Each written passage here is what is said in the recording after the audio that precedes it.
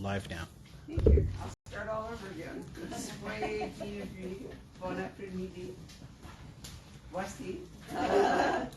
Yes, voici. I'll put my foot up. And we're here to talk about Cara's new book, second book, for Kate Rhys, American sharpshooter in World War II, called Night Flight to Paris. Now, Rhys has already told us, for those of you who are here, that Paris is the essential word in any book title, right? Oh God, yeah. I mean, any day now it'll be like, you know, the Paris toilet, won't it? Everything else. Too funny. So Cara's first book was Murder in the Marais, and we have been together, I think, for her, just as Rhys and I have been together for all of her books. Cara and I have been together for all of her books as well. And it's been a remarkable career. How many of you are familiar with her sleuth Enigma? Right. So the first, why don't we talk just a moment? I'm going to hand this over to Rhys, but the question did arise before you got here. When did you publish your first book for Kate? What year was it? Was it 2020? When the pandemic came and I was supposed to come here and the tour got 3 canceled. hours in Paris, right? Yeah. So it was that, was it 2020? I don't know. Or 19. It was, I'm sure it was 2020. Okay. Yeah, because everything was closed. Right, so our conversation was virtual. Somebody asked me, and I think you were sitting elegantly on your balcony, and we had a whole conversation, and, you know, it was great. Anyway, this is the second for Kate Rhys, and I like it because this is March is Women's History Month. Yes. But additionally, the other day, Wednesday, I think it was, Wednesday, March 8th was International Women's Day, when there were many demonstrations across the world about women and the roles that they could play.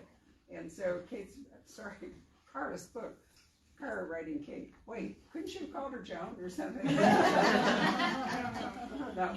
Anyway, really ties into both those themes. And in the same way, Molly Murphy is also, because part of Molly's journey has been empowerment, which is a word I prefer to saying she gained agency, which I think is becoming kind of a irritating cliche, even though it kind of means the same thing. But I like empowerment better, right?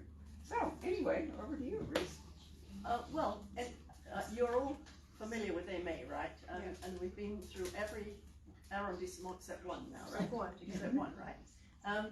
And so Kate came to the fore 2 years ago, I believe, in a book that really knocked my socks off. I mean, they're not. I get to read a lot of books. People give me books to read all the time, to blurb all the time, and this is one of these books I did not breathe till the end of the book. It's just the pace was, the intensity, the stakes were so high. So I'm interested in how you came up with a female sharpshooter from the backwoods of Oregon who finds herself in Scotland. I mean, where did she come from?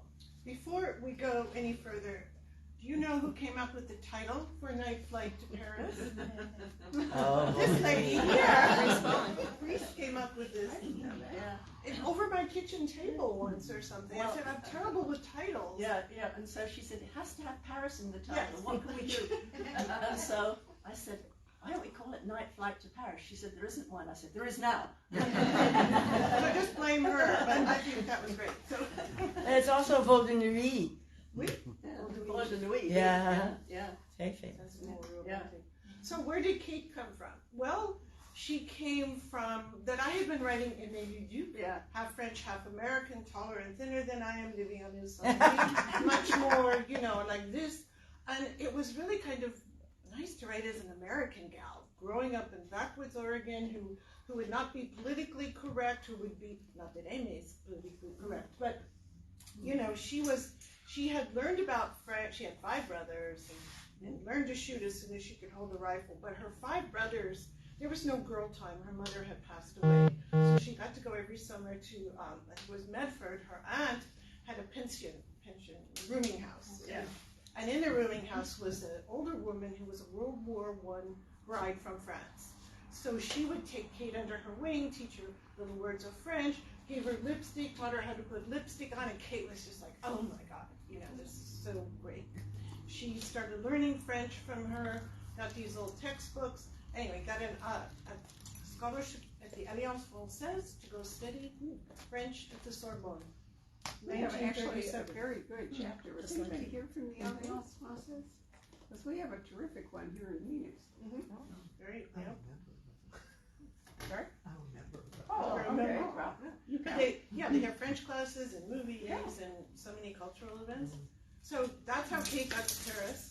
Kind of and met this romantic Welshman, because they're always romantic, right, when they're in Paris. And Even the Welsh? he was very, I don't know. Tom Jones, Richard Burton. Right. So they met there and fell in love. In 1937, the summer before the war, before it amped up, when they thought, maybe there would be peace.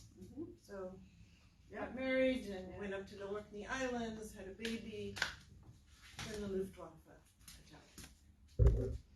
Who has read the first book in the series? Oh, see, we're preaching to the choir. Oh, okay. Yeah. So, if the first book, I would say, was a frenetic pace, this one has probably even upped the ante a little bit, wouldn't you say? Maybe. Again, Kate is quite happy in Scotland being an instructor, and she's summoned down to London again, and she's given not one, but 3 assignments. 3 assignments, yeah. And one of those assignments is bringing penicillin cultures to the Pasteur Institute in the 15th arrondissement for a doctor, a scientist, to make from the cultures, to make penicillin, which is very new. They have a lot of sulfa drugs, but penicillin was Well, different. penicillin was new, and the other thing was that there wasn't any way to manufacture it up to a level where it was going to be all that useful. There's a terrific book by, I can't think of her name at the moment, sorry, senior moment. Anyway, it was all about World War II and penicillin, and the pressure there was to manufacture enough penicillin. And it started out very poignantly with a man who skinned his knee playing, I don't remember whether it was tennis or anyway, on a court in New York, and he got an infection in his knee, and it crept up, and he was dying, but they found penicillin, and they gave him some, and then they ran out, and you could watch the infection take back over, and he died, which I thought, was such a graphic way of making it clear that just because you find a drug doesn't mean that you can make it commercially available, which we're seeing a lot of right now. We saw it during the pandemic and other things, but the Pasteur Institute would have been, an important place to try to bring it to the soldiers. Battlefield wounds and all. And that only happened because I was in the Pasteur researching. Don't panic, it's okay, we'll all wait. I'm not We'll all available. turn ours off. Oh, Also. It's a good moment to say it'd be a good idea to Yeah. turn this off, which I failed to do myself, so Thank let's you do for that. reminding us. I know, it's so publicly embarrassing, isn't it, when you're found out? It was actually, It's not my phone, no. it was actually at the Tucson Book Festival a couple of years ago. A woman at the table said her daughter worked at the Pasteur Institute, and if I'd like to go, she would take me around. And I was researching the Amy book, Murder at the Porte de Versailles, set in the 15th arrondissement. So I said, I want to go to the Pasteur. So I got a tour of the Pasteur, and one of the people took me around and said, this is where they hid the Jewish children. Wow, really? I know, I couldn't make that up, so I knew I had to use it in the story. So, it's all very, they don't say much, and then they're very, a lot of those, and then a woman who's worked there for 30 years came and spoke with me, and, they only knew like secondhand, right? But they'd been told. Yeah. It's an incredible place. Yeah, wow. Huge, really huge. Isn't it amazing? We were talking in the hour before in the Molly how the least little thing sort of leads to story, and you suddenly realize I could use this, and then it just sort of mushrooms from there. Exactly. And when Kate goes to Cairo, Cairo was a nest of spies. Absolutely. And wonderful books about that, about the British there, and just about this. You've got these men who had, grown up in villages and they never had any money, or they were miners, and now they're in Cairo where it's hot. There's no curfew, there's no blackout, they have money, there's women, and, it became quite a wild town. Yeah, Which but I there was a lot of action in North Africa too, because after all, eventually it was the jumping off point to, for the Allies to head to Sicily and come up through the underbelly of Europe. Oh, yeah. Exactly. Yeah. Operation Torch. Yeah. Well, my Free father France, was at Al Alamein, you know, the big battles in Right. Egypt and stuff. Well, that's what Rommel did, Yeah. you know, with his tank corps and the whole thing, but yeah, it was, So, Cairo, did you actually go to Cairo? I have been to Cairo, but not in 1942. You could have stayed at Shepherd's Hotel if you'd gone in Right. 1942. I looked for it on the occasions when I've been to Cairo, and sadly, it's no longer the colonial experience.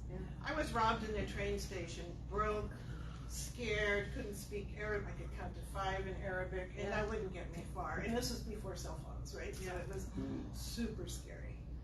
And then I made a friend who I have to this day. So it was really interesting. But I think I could use for Kate that feeling of just being total at sea, panic, not knowing, not being, they can't read the signs. You know? That's Out of your environment, totally, right? totally. Yeah. Sorry, the dog's having a temper tantrum. Behave Well, yourself. she's been very quiet for an hour, nearly 2 hours. So, Jamie, do you want to let her go? Yeah. She might just come to me. Yeah. So, anyway, so that, we have one assignment, which is to bring the pennies in. No, I mean, just let her We off have the one leash. assignment to do one. To take out a high-ranking German operative from who's working with, who is Rommel's eyes and ears. You know, Rommel they called the Desert Fox, and how smart he was. Yeah. But he had a lot of information that was fed through encrypted or decrypted, you know, signals intelligence. Encrypted. Yeah. So the coding, Yeah. and he had it in there. And so a lot of the Arab tribes were against the British, so they were helping the Germans. Yeah. Which was really fascinating. And so that is based in truth. And that, but this operative is coming to Paris. And then in Paris, in the Hotel de Tessia, which is the super triple zipple 5-star, 20-star hotel, was the German military intelligence, the Abwehr station. Such an incredible hotel. So Canaris, Admiral Canaris, I believe, was head of that. And someone should write about him because or they haven't. But I mean, he was supposedly a friend of Churchill's.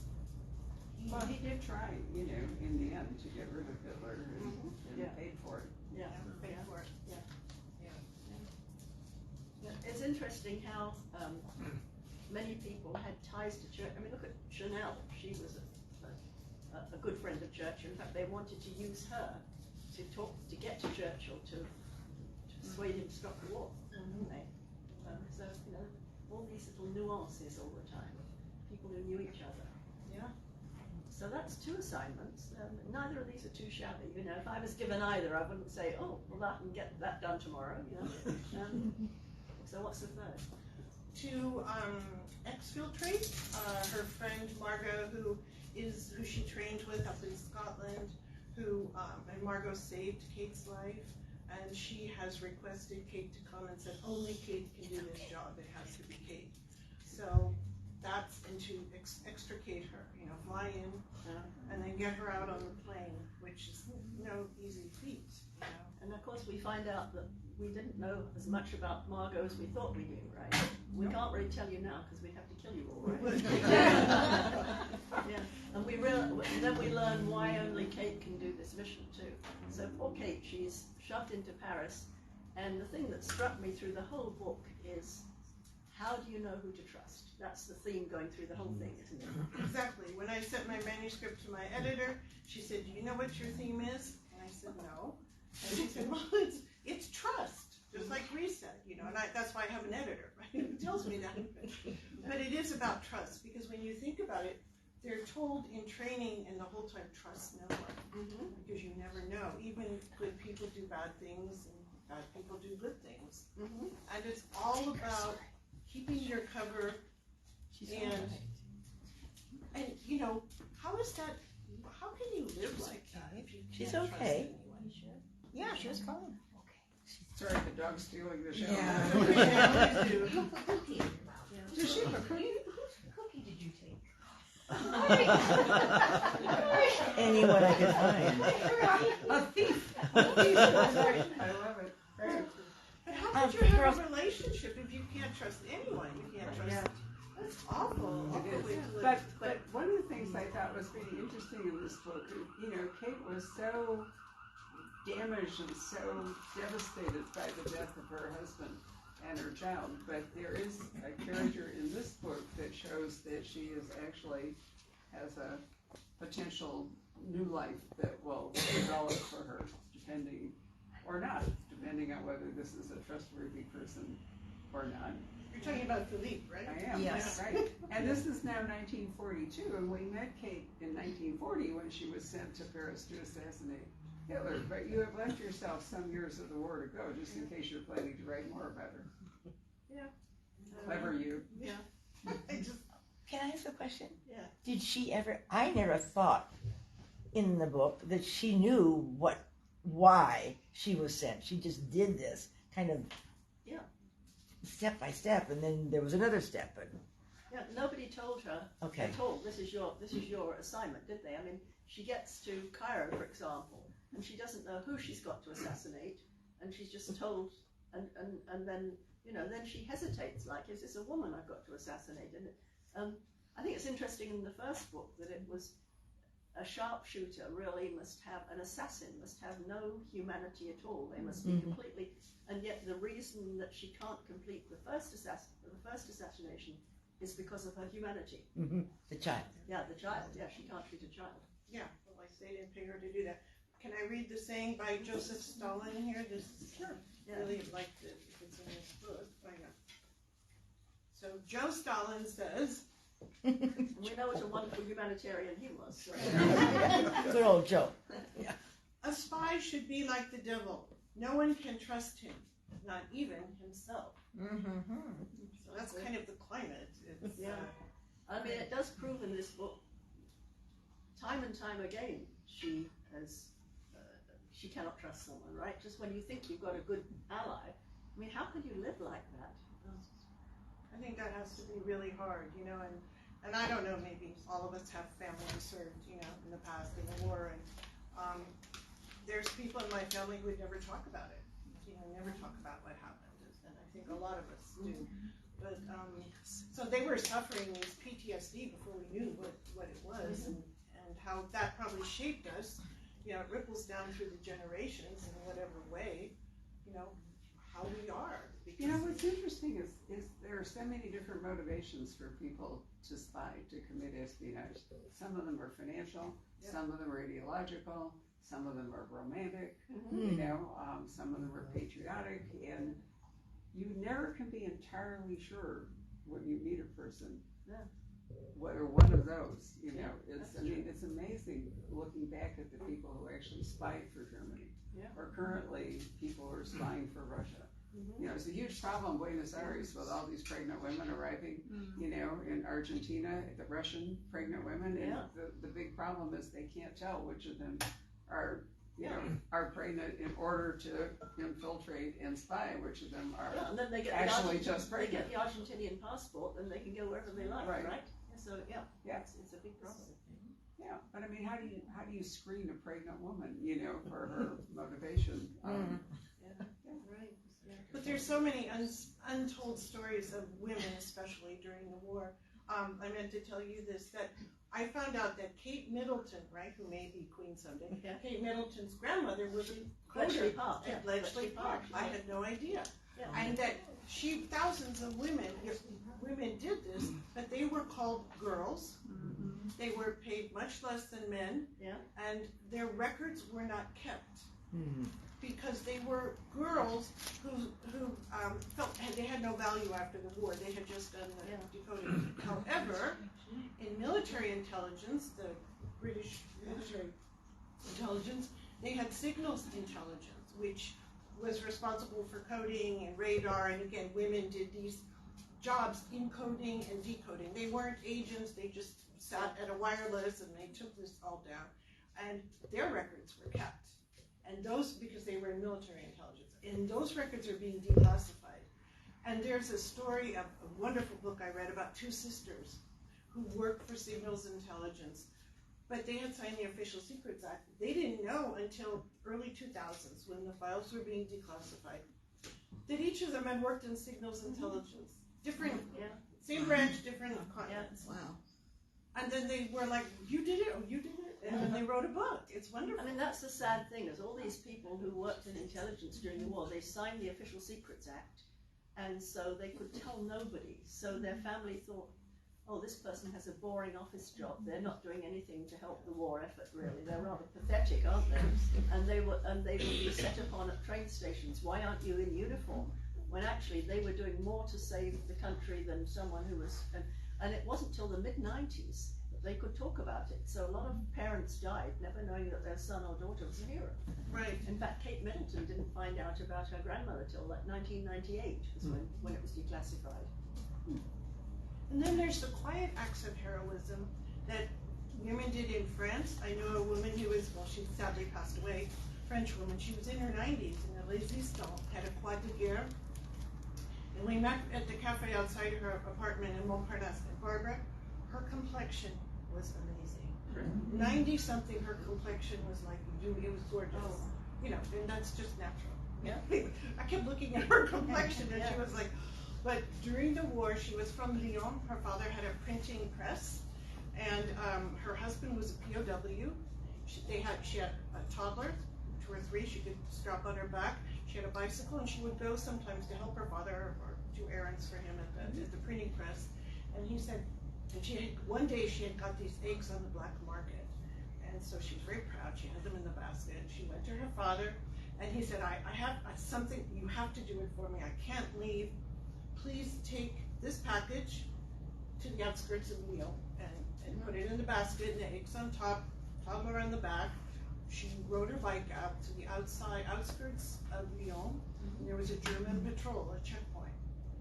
And she was like, okay, and they just put her. She went to wherever it was, and there were the maquisards, the men who resisted in the countryside. They came out. And they said, you have something for us? Well, how about those eggs? She goes, no, it's underneath. Gave them the package full of guns. Full of guns and ammunition that her father had given her. And I said, weren't you scared? And she said, well. And then I didn't say, how could your father have done that? But, you know, it was wartime.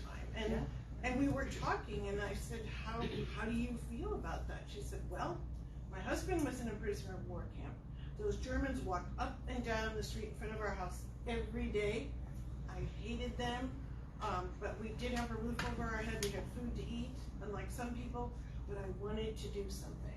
You know, this is the only way I could get back. You know, like these quiet acts of defiance, you know, telling them, oh, the Louvre, oh, it's over there. You know, those. But what are you going to do? You have a family, you have a child. I mean, you're not going to go blow up trains necessarily, you know. It made me think when I was writing the book, what would I have done? Would I have stepped up? I like to think I would have, right? Yeah, but you start to think, would I have had the nerve to push my bicycle past the German patrol, knowing that I had something in that basket? You know, especially with your child. Yeah. You know. Yeah. But that's the perfect cover. They underestimate women. Yeah. You know, that's why you can do it. Yeah, and that's why the next standalone takes place in the Paris assignment takes place as a courier, and her friends who are the radio operator and another courier that she has to meet. And the fact is that you are invisible. You go past wheeling your little bicycle and with your shopping basket, and no one's going to stop you most of the time. Especially if you're older. Yeah, Because we all know that older Oh, we women all just be like good, panes we- of glass, right? And everybody looks right through you. Right. We'll sign up next time, Barbara. Sure enough.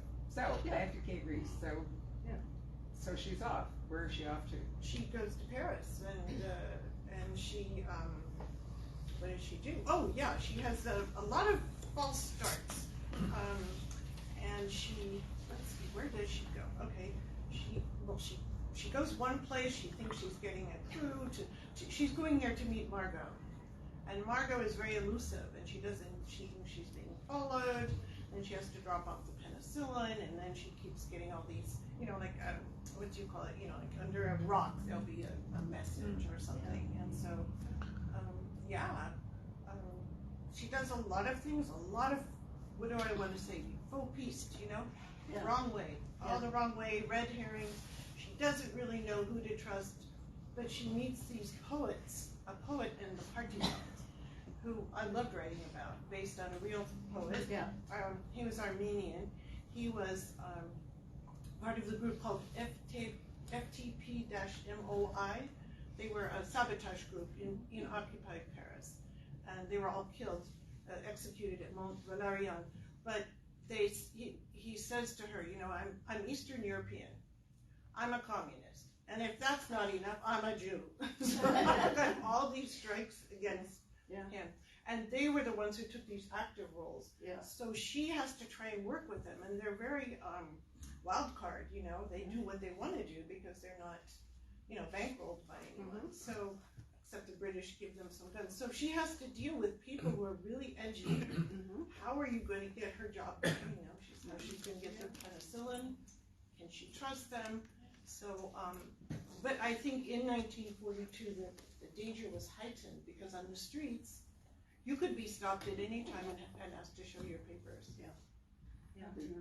And what you didn't mention before she gets to Paris is they have this prisoner of war camp for German officers, but it's a very nice situation. It's not a camp. They're living in a very nice, comfortable environment, and they're sitting and chatting with each other, and of course they're bugged the whole time, so everything they say is being listened to.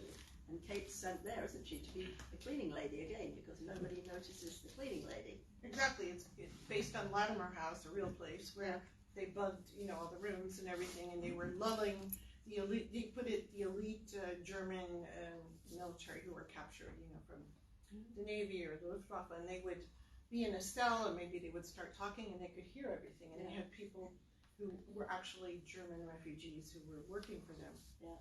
And Kate has an extra impetus because one of them calls her a cow. Oh yeah, her hips are like a cow's. So she was like, but there was a reason which we cannot reveal why she had to do that. Because sometimes I know during COVID or whatever, we all had to do a lot of research online, but nothing beats being on the ground. I think if you can, in the place, in the walking through, and Kate would never have come up with that one detail, which we can't reveal, if she hadn't done that. So I think, and I know you do your research on the ground. It's on the ground. Absolutely. That's the. I mean, why wouldn't you want to research? In France.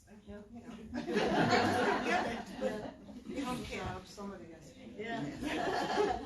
Well, you've actually taken groups of people around Paris, haven't you?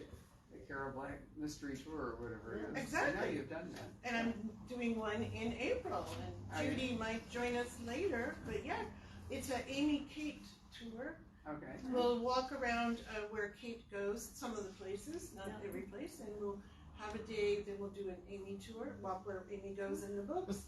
Then I'll have a writer's day at a writer's salon, talking with another writer over there, Janet Skesley and Charles. Oh, yeah, she's wonderful. She's my buddy, and we're going to do a talk at the writer's atelier. She's excellent. Her book was wonderful, and it had the most unlikely conclusion after spending almost the entire time in Paris. She wound up in Montana. Excellent. I mean, I've talked, I did her U.S. book lunch, and I still remember, trying to figure out the connection. She's from Montana. That's the connection, yes. It turns out she's from Montana, so it wasn't as fantastical that the book would end up there. But what was it called? The Paris Key? Paris something? Paris Library? Paris Library? Paris Library. Based on the American Library in Paris. Exactly, right. Which Mark Pryor, I think, used in one of his Hugo Marston books as well. And then one night, every night we have aperitif and hors d'oeuvres in the lobby. We have a little room in the hotel. A chambre. And then we have all that. We talk about the day or what we're going to do tomorrow, or maybe I have my, French police friends visit. With wine. Yeah, he drinks wine. No, he's off duty. He can drink wine. So how do people join your group? Yeah. Go to my website. Yeah. Look Yeah. for Cara Black. We're full, but or April, but let me know, and we have waiting lists, and we, you know, if you want to go and sign up, and we'll do the next one. How many people do you take? Max 12. Yeah. And we walk. We take the metro. We take the bus. We move. Like Amy. Yeah, we move. Got it. What do you do for Maybe dinner? orange, right? What do you do for dinners after all these hors d'oeuvres? Do you go to dinner together, or do you have your own? You can, you know, a lot of people who come on this trip know Paris very well. They're very sophisticated. So they come on this kind of, they want to do the Amy thing. But no, dinner's on your own, but we have really substantial hors d'oeuvres. But, so yeah, it's really about being together, experiencing it. We talk about the day, I talk about a book. But it's fun. If you want to look at it through a different lens, I have no pretense of being Donna Leone, but if Donna Leone did a trip of Venice, I am like there, right? Oh, yeah. So I'm hoping you get some of, you know what I mean? You get the view You through Amy. I'm talking to Donna on Tuesday. Yeah. At 1 o'clock, and bless her heart, she said to me, because she lives in Switzerland now, she said, that's 4 o'clock my time, right? And I wrote back, Cara, I said, I'm really sorry to tell you, it's actually 10 o'clock. So I'm not entirely sure how that will work out. But, Okay. right, but she's a marvel. So interesting to talk to. Would you just love to go in a gondola with her or something? No, Or watch it. brunettes with Yeah, she has a memoir coming out in September, and I'm hoping that maybe we can lure her over here to do that, because I've done her book launches for years. But, I mean, that's the thing with her. What I try and do too. When you read her books, when I'm in Venice, I sort of stop and go, oh, right, well, that's the coffee shop where that happened. You know, you Yeah. can do that all the time, which is you fun. can. It broke my heart that if any of you ever watched it, the entire Donna Leone Commissario Bruno Guido Brunetti series on television is German. Oh. German company, German actors, Oh. a whole bit, and none of them look Italian. I mean, zero look Italian, Oh. so it's kind of unnerving. And furthermore, they changed cast halfway through, Oh, so you had to adjust to a whole new, in the process. Where did you see this? can you see? It's on, MHZ, right? yeah, I think it's on MHC. If you haven't discovered, MHC TV has some of the best French programs ever. I mean, they are amazing. My husband and I are completely addicted to the French police dramas on MHC TV. And there's one called Murder in ... ellipses that's had 12 seasons, I think. And it's not that the plots are necessarily fabulous, but they go to a different part of France, and every one they use drones. It's just like French tourism all together. I'm pretty sure there'll be a new season, because why not? Why not? Yeah. Candice Renoir is also good, and she's in Yeah. Set, SETE. Oh, I love Right, it. and the one currently that we're watching, I can't remember the name of it, but it'll come to me, is in Strasbourg. So, the overhead views of Strasbourg, with the, you know, my husband has dragged me eating through Strasbourg, because it's full of Michelin restaurants, but, yeah, so if you haven't discovered it, any of you watch Call My Agent? Oh, yeah. In French. Oh, yes. I mean, you have to watch it in French. Yes. What is Not it the called? British Call version, My watch it with it. Yeah. It's incredible. And the French title is something 10%. I Yeah, thought, 10%. well, how come French agents only take 10 when our agents take 15? I mean, Yeah. Right, yes. Well, And we you- need to be there, but- Yeah, detours. Did you watch Death in Provence? Yes. Yes. I hope they're going to do more. The one thing that's strange with that is you've got French people speaking with strange English Right. American accents. It's very hard Yeah. to sort of justify, isn't it? But And the ML Longworth series that takes place in Aix-en-Provence yeah, is British, and the actor, I'm trying to think where he comes over from, but we'd seen him in something else, so it was really hard to accept him as, you know, the sort of quintessential French judge. But if you've not read the ML Longworth series, they are absolutely wonderful. The first one is Death at Chateau Grémont, I think it is, and that goes on from there, but they're beautiful in the south of France, really very nicely. well, that was the Death in Provence. The murders themselves were very light, Well, is that the generic name for it? isn't it? One's for the TV show. The but TV yeah, show. Yeah. But it is the Longworth. Yeah. Yeah, ML Longworth. Yeah, He is okay. an He's a excellent judge. Provence. He's a huge. Yeah. But yeah, it's called Death in Provence, I think, the TV one. And the actual crimes were very sort of, I thought, lightweight. but I'm watching all the time, and Yeah. I go, look, they're going to Cassis, you know. It's like Exactly. it's a lot of travel. Scenery, yeah, yeah. it's the scenery. Yeah. And then there's another one set in Brittany, which is German with a Spanish actor playing the French inspector. I mean, you really gotta go with it. And it's a wonderful series. Patrick, puts it in because you love that. Death in Brittany is the first one. What's his name? Oh, Jean-Luc Benalac. Yeah. Jean-Luc Benlac is the author, but I'm trying to remember the name of the protagonist. It'll come to me. He's the Spanish guy that was playing the French inspector. Which is a really interesting part of France, Brittany. It's not like Paris at all. But it's Celtic. I mean, Yeah. it's much more like Cornwall than it is. It is, France. Tristan and Isolde and all Yeah. that other stuff. But Yeah. so we've opened up. That's for you guys. You've moved a long way from nightlife in Paris. Yes. So is there going to be television? There's a related question. Do you know whether Kate's going to have any sort of television adaptation? Your Would that lips be did great? not say yes. Yeah. Amy has been optioned again. Again, yeah. I cannot say. I can say nothing. But, Yeah. but who knows? Yeah. Those things, you Yeah. never know. It's- Right, but this is the sort of thing that, Yeah. because it's a thriller, Yeah. might have a better chance. Oh, I think the first one would make, Yeah. there's a better chance than this and that because you move around so much in this. But the first one is very linear in That's what she's true. doing. Make a fabulous movie. Yeah, well, if any of you know any people who are let them know. Totally available as of now. Yeah, but I think, and we've often, recently I've always toured usually in March because our books come out the same time, about seeing things cinematically, Yeah. and that's kind of where I try to come from. I imagine being on that street, whether it's in Cairo and it's dusty, and, the smell. Poor Kate has to drink that Turkish coffee, and she's like, "Whoa, what hit me?" Can you imagine the first time you ever drink that? She was like, "Whoa." Sticky. But to get there, and to feel the grit in your eyes from the sand, and to heat.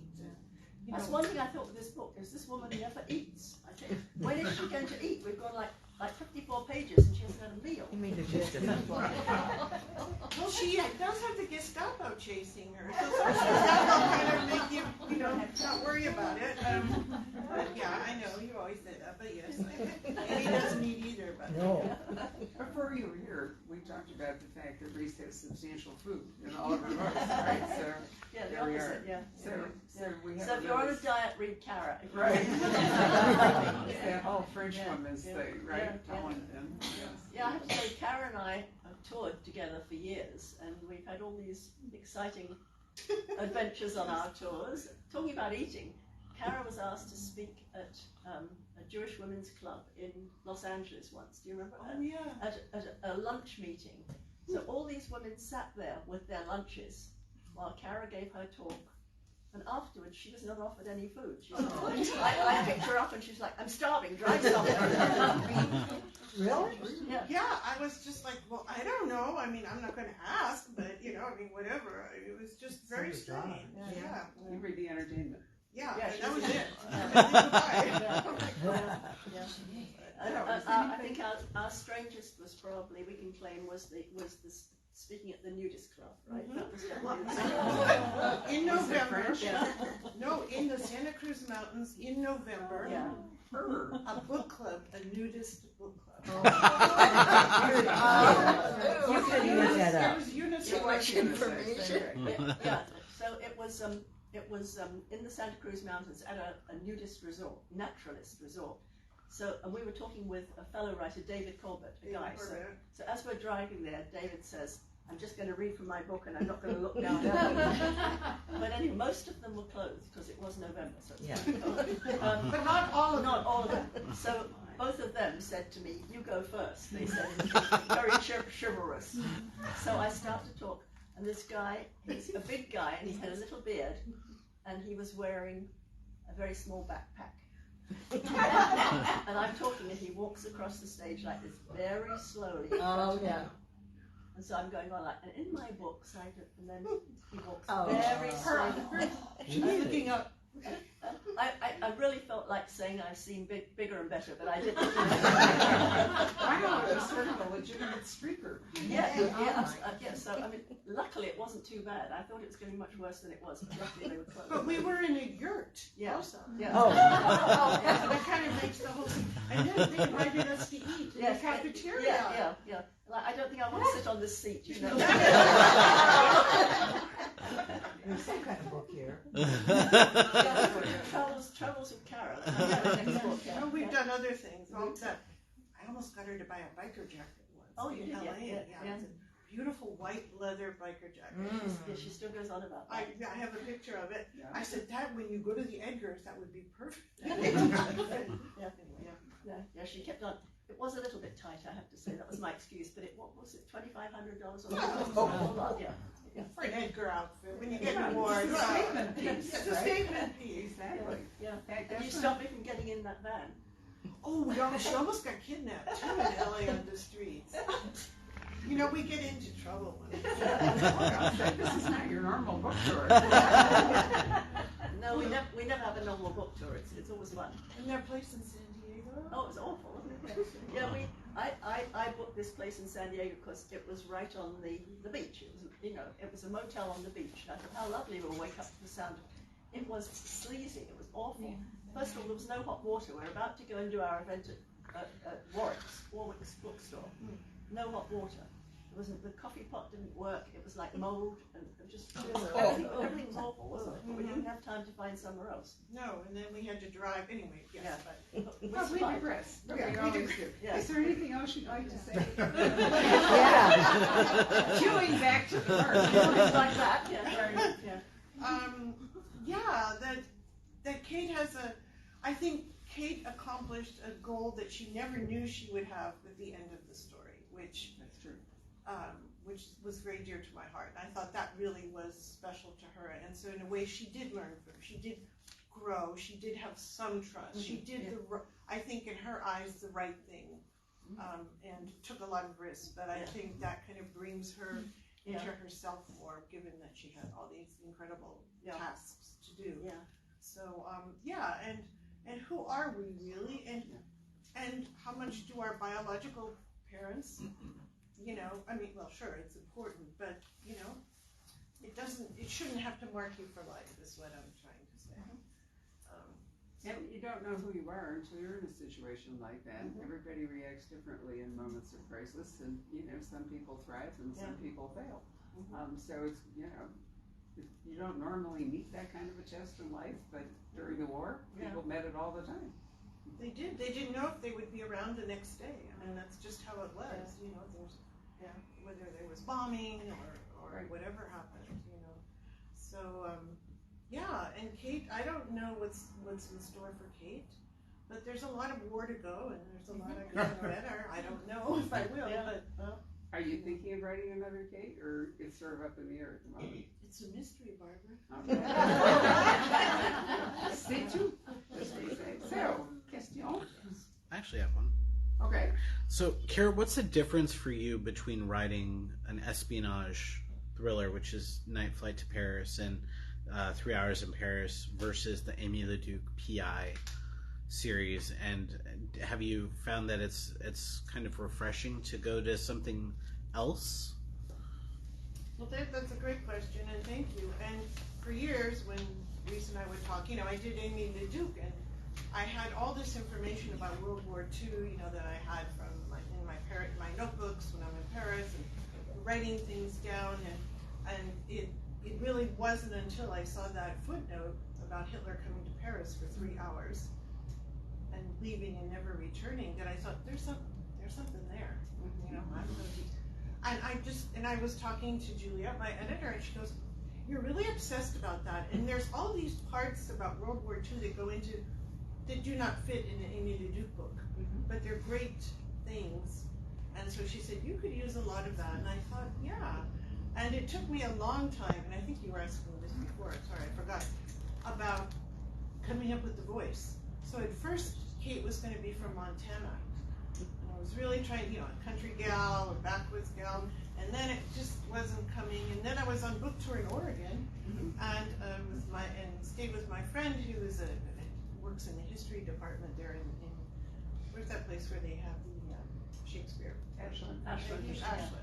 And she was saying, you know, you're writing about someone from Montana. She said, have you ever been to Montana? And I go, no. And she goes, well, you've come here all the time. Yeah. And she's part of this history project at the time that we're recording women who had been descendants of frontiers women, people who came in the wagons and came over the mountains, and a lot of the family were still in some of what had been homesteads, and there is this record of these women in Oregon. And you should, listen to some of those oral histories. Mm-hmm. And she could, I said, perfect. And I did, and I thought, that's who Kate is. She grew up there, she came from this stock, she's resilient, she had 5 brothers, and that really helped me come up with her voice. Mm-hmm. And it was liberating because, and you were always telling me to write a standalone, and I was scared. I was scared to, because it was leaving my comfort zone. It was exercising a new muscle. Mm-hmm.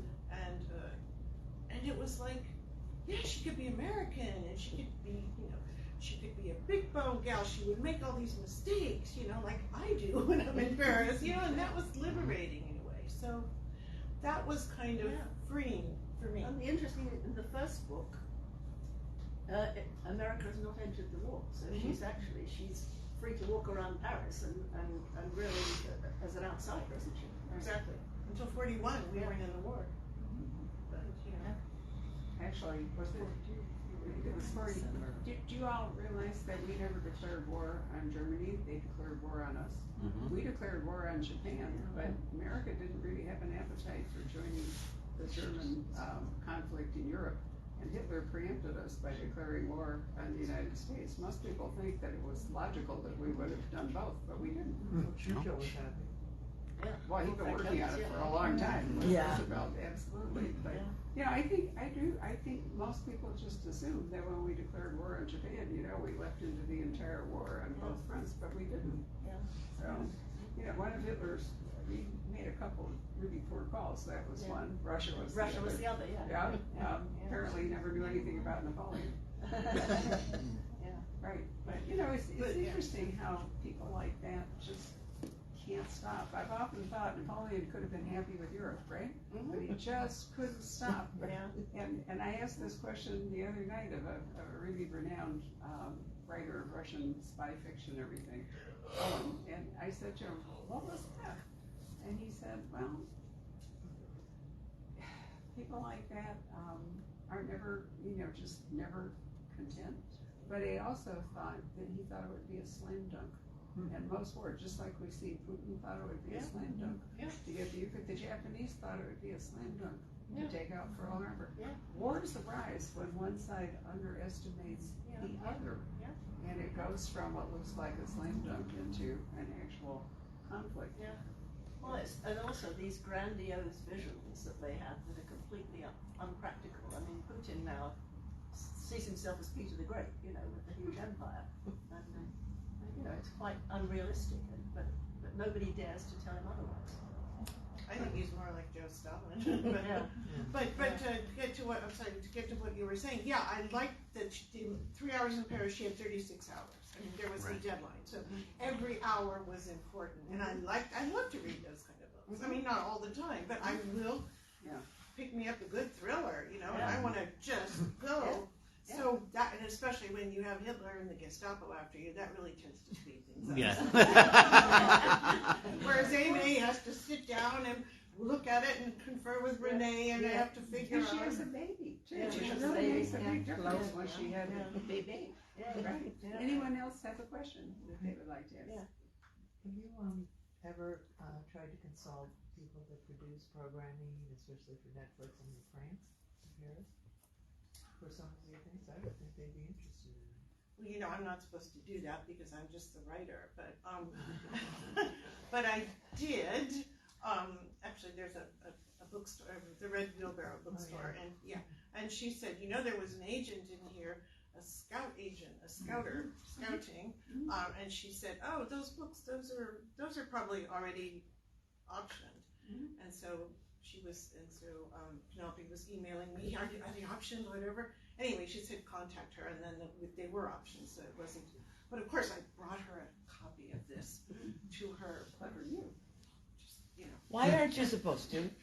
Well, we have foreign They have agents. agents. Yeah. We They're get not, in they trouble. shouldn't preempt the work of their agent. No, your agent normally ties in with a movie agent too, who does the marketing of the book.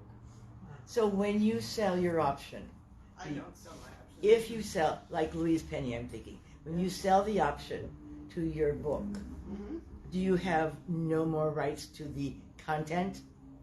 They can Well, it depends on they what. can do with it whatever they want. Yeah. My daughter's a filmmaker and she buys options. And I said, can you change that? And she said, absolutely. What- I was horrified. Elmore Leonard said it very well. He said, before you sell it, it's your car and you can drive it, and once you sell it, it's their car. But the important thing to remember, and this comes up a lot talking to like C.J. Bucks the other night and so forth, your books are not affected by whatever the film company does. It's still your book on the shelf, and whatever they choose to make of it doesn't affect your book. And But the reader does well, like it. What about Sarah Paretsky? Her series was ruined by the TV series. It wasn't. Thank you. I was. They still, the eyes still stay the same. Robert Parker had the most bizarre Thank you. Spencer movie. How about Margaret Atwood? She was a consultant on her things for Handmaid's Tale. You can do that, but in the same way that the publisher has a right to title your book anything they want, they can put any cover art on it they want. None of that belongs. The publisher has a copyright to everything but the actual words in the book. They own the cover design, they own the typography, they the title, and sometimes if you remember the whole thing with Nancy Drew and all, they can have a franchise where they hire people. A lot of the cozies when was that, in the early aughts and in the 90s and all, there were a whole series of cozy books, and they just hired in people to write them, and they owned the name and they owned the concept. Angela Lansbury. Right, Yes, it was right, yeah. But they're all like, the candle making mysteries and soap making I mysteries. once accidentally outed, I totally didn't mean to, but I was doing an event with a guy that was writing the Jessica Fletchers. Oh, yeah. Not the Donald her- Bain? Done, right, Yeah. exactly. And we were doing it at a library in Cave Creek. And to my amazement, when I got there, all these women were in TWA uniforms, stewardess uniforms, and I thought, why? It turned out that he actually wrote Coffee, Tea, or Me as a female author. He was and then he wrote 5 sequels. And he said the best part was he dedicated every one of them to himself. And nobody ever noticed that it was a female pseudonym. So then he went on to write the Angela Lansbury. People were going, well, we didn't know. And I said, out of the blue, I said, here's the thing. Margaret Truman actually never wrote any of her mysteries, and color drained out of his face. And I went, oh my God. I said, you are Margaret Truman. He said, yes. I didn't know.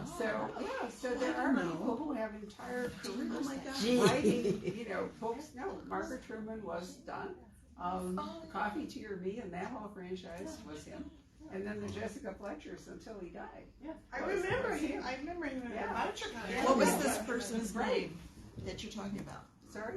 What is the person's name that you're I talking can't remember his last name. Donald Bain. Thank you, Donald Baines. Right. B-A-I-N. B-A-I-N. Yeah. Really lovely man who had an entirely successful authorial career, never having once written a book. That's Donald Baines. But how sad that nobody would ever know who you are. But he was actually he really enjoyed the Coffee, Tea, or Me. As I said, 7 books all dedicated to Donald Bain. Right. So anybody else have a question? Yes, ma'am. How is it that you have your books all in Paris and French, and where does that come from in your life? Why am I obsessed with France? Maybe. France. Yeah, I'm a Francophile. Yes. So I went to and some people know this story very well, so I'll make it quick. But I went to a French Catholic school with nuns, and they taught us French. But it was In the United States? Yes, in California. Yeah, my dad was a Francophile. He was from Chicago. we have no French blood, nothing. And who knows why, but he made my mother watch Julia Child and cook like the French people. I don't know why, but he was like that. So he sent me to this school and I learned archaic French. And then I went to, when I first went to France, I tried to speak, you know, and use it. And I remember, and Rhys has heard this story many times, I started to use, you know, my French and say, you know, asking directions. I was really trying. And he turned to me and said in perfectly clipped British English, "My dear, you are using words we haven't used since the 1900s. Okay, so anyway, blame the nuns, but whatever. Cigar. It was wonderful. And maybe I thought that's the life of the French writer, but many years later I went back to Paris to stay with her. I forgot that. I told my father, who was a huge reader, and he was, then I went again much later to have a small child, my son, and we stayed in the Marais for one night, and that whole story came back to me because I had a child now, and it was like a whole different way of looking at the world. Like, what would I have done? What if I'd been a young mother in 1942? How would I have fed him? What would I have done? And I came back and I told my father, and he goes, "You're just obsessed with that. You need to write that down." And so I got into a writing class at UC Berkeley Extension, and I started writing, and here I am, 20-something years. So it started with that, but it was trying to figure, I think a lot of us write mysteries because we're trying to figure out, trying to figure out things, you know, to make sense of the world. You know, that's why we're all in the New York Times bestseller list, because people try to make sense of our world, especially now. It's a long answer to you. And of course, Cara keeps writing so she can go back to Paris every year. Selfish person. Well, I want to thank you, all of you, for staying for a long time this afternoon, and I want to thank Cara for flying in. Thank Rhys for the title, and I'm staying chez Rhys. Sarah, put on your seat now. Thank you so much. Thank you, Barbara.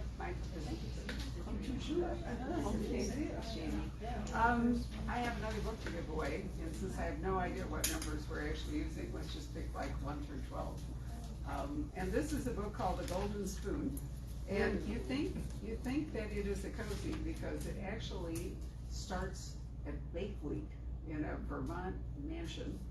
Only murders in the building meets the maid in the starkly beguiling.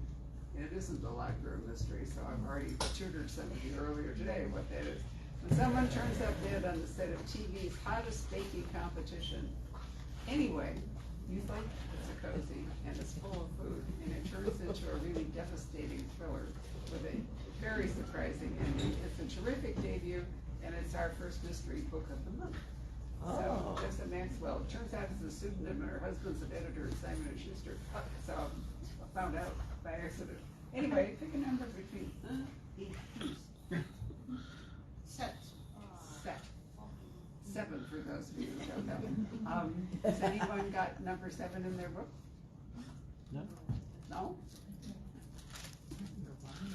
You haven't bought your book yet? Oh, that's kind of unfair. All right, so I think that we should give this book to the lady from Chicago. Oh my God. She came the furthest. Yeah. I can't be sure of that, but I You know, are so generous. I know she made a pilgrimage. So. If you have a book, can you lift it up and I can take a photo? Is that okay? Absolutely. Think of this as Stewart for booksellers. Why don't you